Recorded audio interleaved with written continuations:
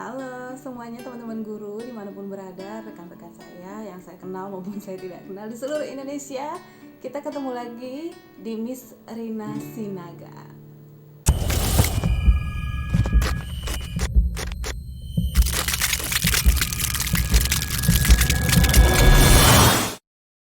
Di video kali ini saya ingin berbagi tentang bagaimana memberikan umpan balik yang efektif yang memang akan mendukung peningkatan performa anak didik. Saya yakin sekali guru-guru familiar dengan tanda yang ini. Ada tanda centang, atau tanda benar, ada juga tanda cross salah, ada good job, well done, 100 dan sebagainya yang banyak sekali kita pakai untuk memberikan apresiasi atau mungkin koreksi. Bagaimana, familiar kan dengan yang tadi?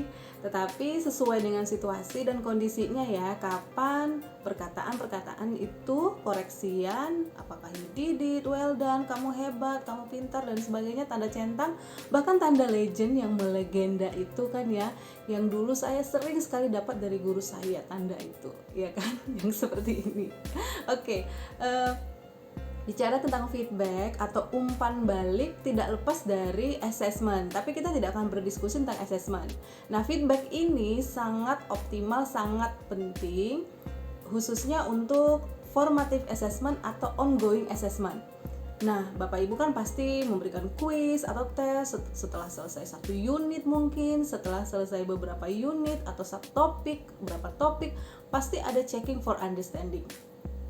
Untuk meningkatkan performa anak didik, memberikan umpan balik yang sesuai, yang proper atau yang pantas dan juga yang efektif itu sangat penting sekali. Nah, apakah hanya dengan mengatakan you did it atau well done itu tidak baik? Itu bisa saja sesuai dengan kondisinya.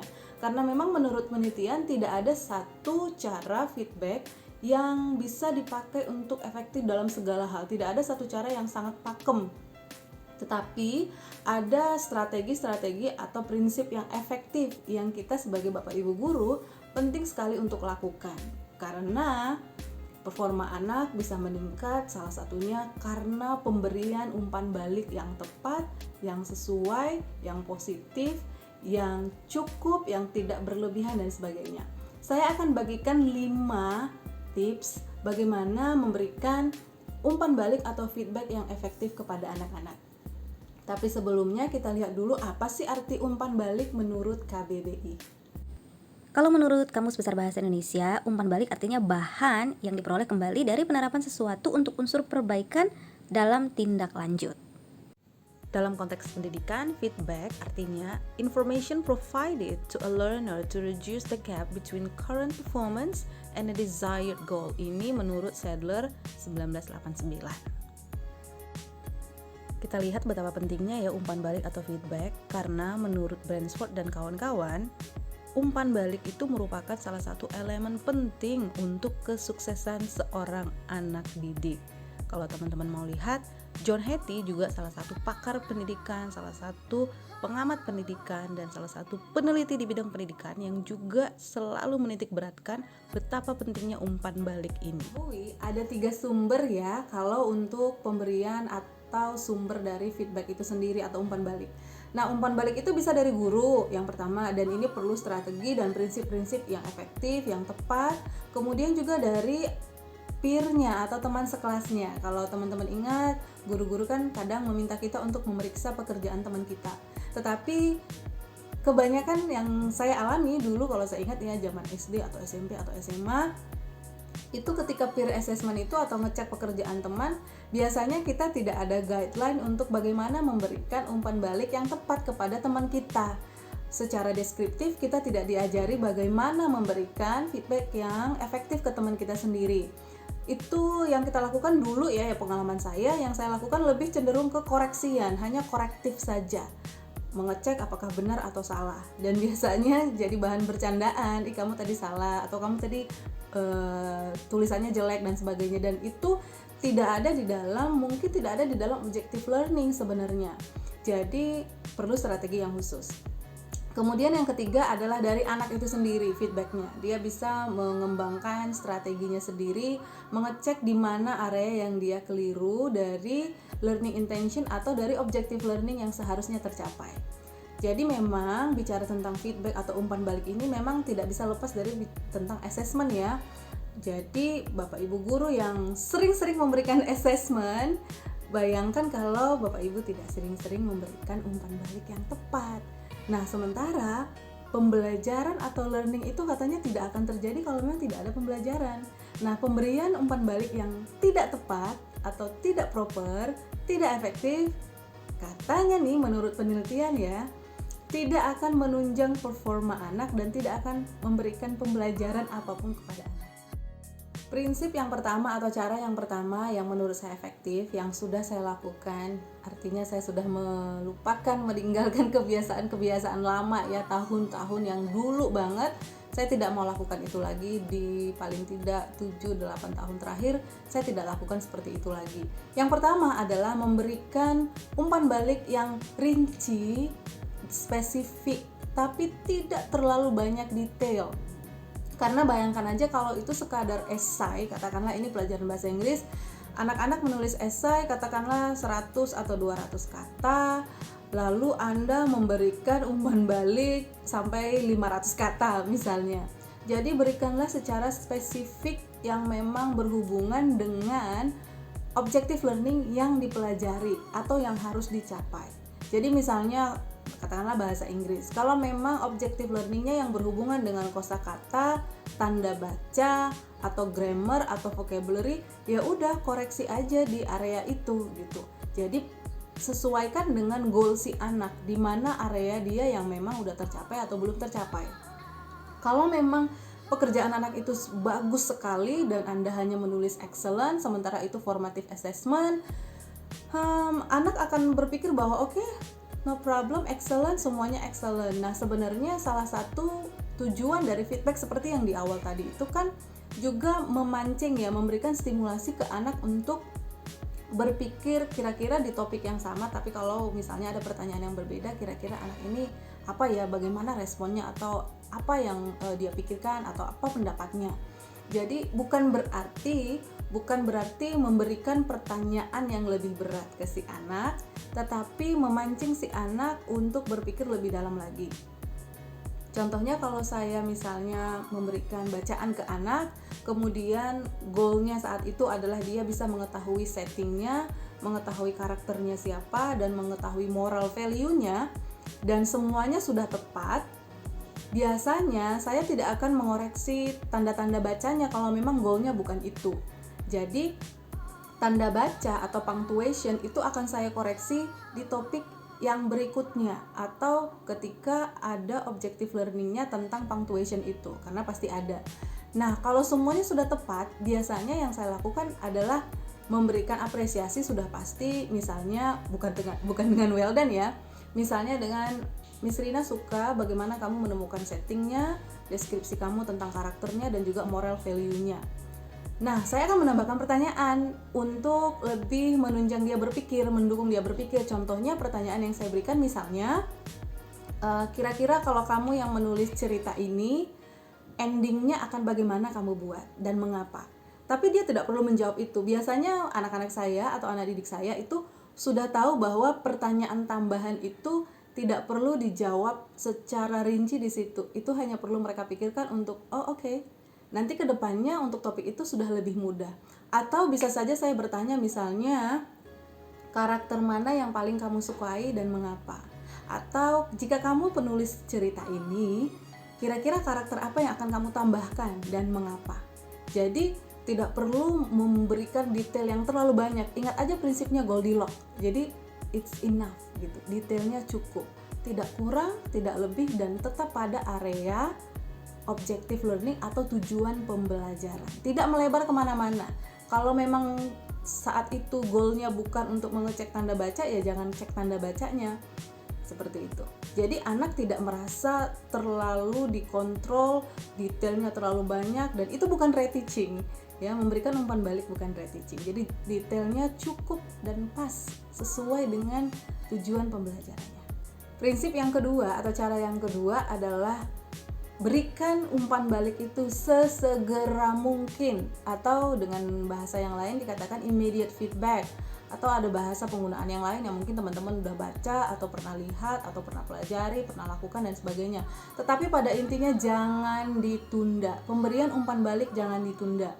Karena anak itu perlu melakukan proses perbaikan atau perlu mempraktekkan strateginya untuk mencapai goal secepat mungkin. Jadi kalau misalnya ada, katakanlah ada formative assessment atau ada ongoing assessment, lalu Anda memberikan sebagai guru, kita memberikan 1 minggu kemudian, 4 hari kemudian, itu terlalu lama. Dan mungkin pertanyaannya adalah, aduh Miss Rina, kita kan guru, banyak sekali yang kita lakukan, banyak murid, banyak pekerjaan yang kita lakukan, belum administrasi ini, itu dan sebagainya. Jadi Bapak Ibu bisa dalam berbagai assessment itu kan bisa ada rubrik. Bapak Ibu bisa tinggal membuat rubrik dan memilih komen atau deskripsi sebagai umpan balik dari rubrik tersebut juga bisa. Dan pastikan karena spesifik dan hanya di area tujuan pembelajaran, sebenarnya tidak perlu memakan waktu. Nah, jadi kalau misalnya kita berpikir bahwa aduh aku nggak ada waktu nih untuk menuliskan, cukuplah nanti kan ada template tuh dari rapot, nanti kan ada template dari, katakanlah mungkin dari report-report sebelumnya kan sudah ada template itu saja. Sama sekali tidak efektif kalau caranya seperti itu.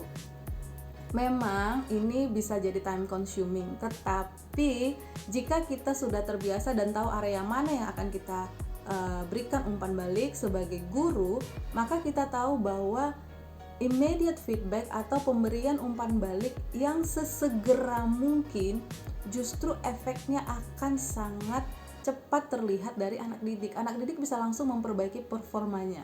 Bisa dibayangkan, katakanlah umpan balik Anda katakanlah tentang tulisan tangan misalnya kurang rapi, kurang kecil, belum di atas garis dengan baik misalnya. Lalu karena learning objektifnya atau tujuan pembelajaran tentang itu, Anda pikir oke lah nanti aja dikasih tahu, dan Anda hanya memberikan mungkin 2 bintang daripada 5 bintang, dan anak oke 2 bintang dia sudah happy tanpa tahu bahwa ada area yang dia harus perbaiki. Misalnya tulisannya perlu di atas garis atau lebih kecil lagi, dengan memberikan dengan kalimat-kalimat yang positif tentunya ya. Atau cara yang ketiga adalah libatkan anak didik dalam proses assessment atau dalam proses umpan balik tersebut. Jadi anak didik ini sebenarnya perlu sekali tahu cara belajar mereka, cara membaca mereka, cara mereka mengerjakan soal, cara mereka menyelesaikan masalah, cara mereka menulis, cara mereka membaca, cara mereka melakukan riset atau penelitian. Itu penting sekali untuk mereka tahu bagaimana semua itu dilakukan oleh diri mereka sendiri. Nah, kalau mereka sudah tahu, mereka akan punya yang namanya tanggung jawab belajar dari diri mereka sendiri dan dapat motivasi dari diri mereka sendiri. Kalau misalnya mereka dilibatkan, mereka juga akan lebih paham manfaat dan kalimat-kalimat dari umpan balik dari gurunya atau dari teman-temannya, dan juga dari orang lain, mungkin dari keluarganya. Nah, jika anak didik dilibatkan dalam feedback atau umpan balik ini atau dalam assessment, anak didik ini juga akan semakin mahir, semakin baik dalam memberikan umpan balik ke sesama temannya, karena dia sudah paham fungsinya apa, tujuannya apa, dan harus bagaimana dalam memberikan umpan balik. Jadi, libatkan anak didik. Baik, cara berikutnya yang keempat adalah dengan memastikan bahwa feedback yang kita berikan itu kalimat-kalimatnya lebih positif. Walaupun itu feedback atau umpan balik yang negatif, tapi kita pastikan yang men-squeeze atau kalaupun ada umpan negatif itu, kita lebih menutupinya dengan lebih banyak yang positif. Misalnya nih, katakanlah saya memberikan assessment atau tugas formatif itu membuat poster, dan ini saya grading.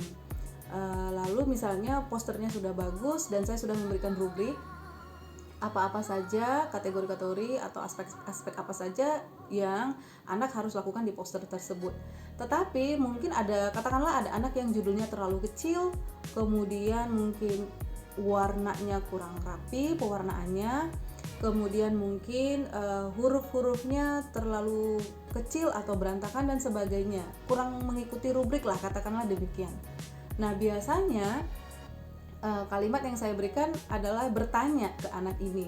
Biasanya saya, kalau itu tertulis atau mungkin itu katakanlah dengan online ya, biasanya di rubrik, di bawah rubrik atau di kolom feedback biasanya saya tuliskan, menurut kamu supaya judul poster kamu ini lebih presentable dan lebih bisa dilihat, lebih menarik perhatian, apa yang harusnya kamu lakukan untuk judul ini.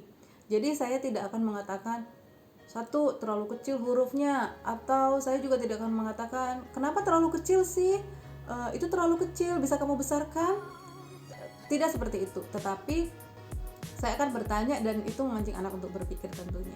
Kemudian biasanya saya akan katakan, menurut kamu supaya ini lebih presentable dan supaya lebih rapi, biasanya apa sih yang kamu lakukan dalam mewarnai, harus bagaimana. Jadi anak itu akan memutuskan sendiri strateginya, dia akan pikirkan sendiri strateginya. Ada banyak feedback memang yang mungkin bisa dilakukan ketika ongoing assessment itu secara verbal. Jadi misalnya atau mungkin ketika Anda memberikan feedback berupa non verbal justru ya, yang mungkin berupa gesture, hanya dengan two thumbs dan sebagainya, tetapi sekali lagi anak tidak akan mendapatkan makna yang benar yang lebih spesifik dari one thumb atau two thumbs itu, atau hanya sekedar high five atau tepuk tangan. Kalau itu hanya sekedar checking for understanding yang sederhana yang sering dilakukan dan memang menurut Bapak Ibu tidak perlu follow up, itu tidak apa-apa dengan memberikan high five atau mengatakan good job. Tetapi ada baiknya memberikan umpan balik dalam formative assessment itu dengan kalimat-kalimat deskriptif yang positif. Sebelum kita ke prinsip atau cara yang terakhir yang efektif menurut saya, dan ini juga sebenarnya sudah dilakukan penelitian untuk semua ini, karena saya pernah pelajari, kemudian saya praktekkan dan ternyata it works, makanya saya share ke teman-teman. Sebelum saya lanjutkan ke cara yang terakhir ini tadi, saya ingin menyampaikan sesuatu tentang warna. Kan ada teman-teman sesama guru kalau kita sedang meeting atau rapat berdiskusi tentang biasanya anak-anak itu ada loh yang gak suka pakai tinta warna merah. Kalau menurut saya pribadi, mungkin anak itu ada anak yang sensitif dengan warna merah. Itu bisa dilakukan dengan proses pemberian feedback atau umpan balik dengan memakai tinta warna merah, misalnya untuk feedback yang positif. Bagi saya sih tidak masalah warna apa saja, tetapi biasanya saya memakai warna signature saya. Jadi misalnya apakah saya pakai pink atau hijau atau ungu, ketiga ini. Antara hijau, pink atau ungu, biasanya warna-warna ini yang saya pakai untuk menuliskan feedback ke anak-anak. Jadi penting sekali juga untuk memikirkan atau peka terhadap kebutuhan anak. Ada anak yang mungkin trauma ya dengan warna merah, mungkin dia pernah dikasih tanda silang gede di pekerjaannya.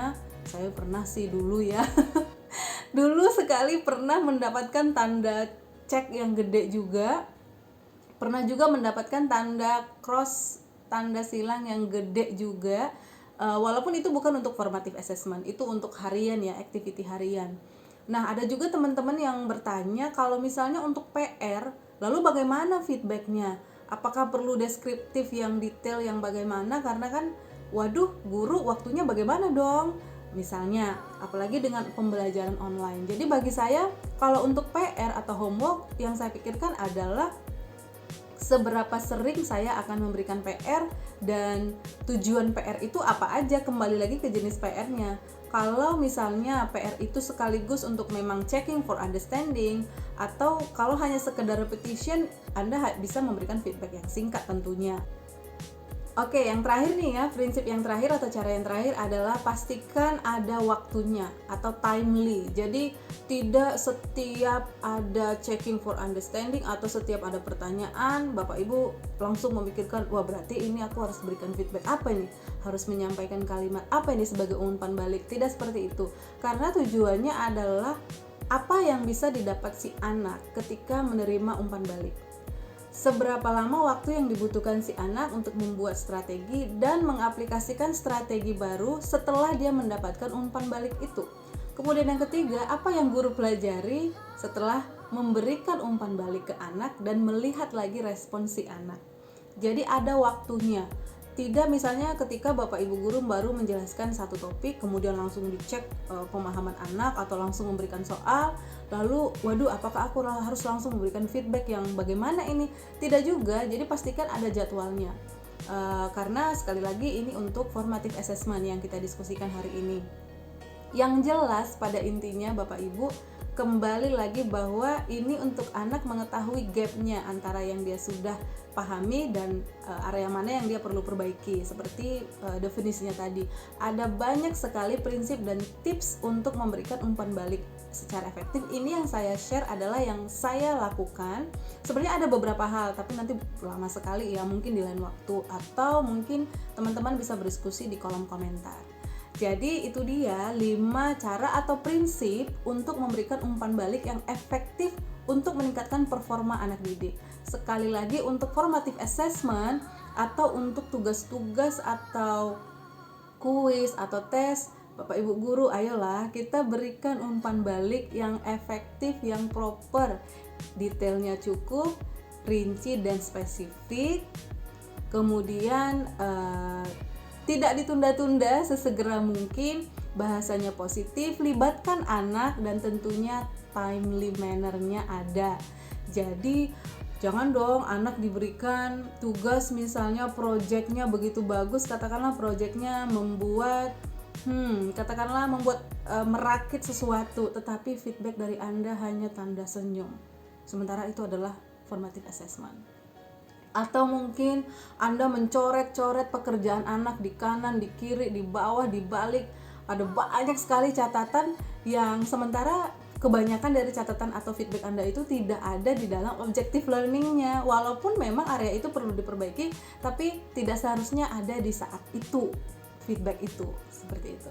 Semoga sharing kali ini bermanfaat ya. Dan kalau misalnya teman-teman punya saran, misalnya topik apa yang harus kita diskusikan, boleh tulis di kolom komentar. Kalau misalnya ini bermanfaat, teman-teman bisa klik tombol like-nya dan juga subscribe, dan juga bisa share tentunya. Terima kasih, saya Miss Rina Sinaga, sampai jumpa di video berikutnya ya.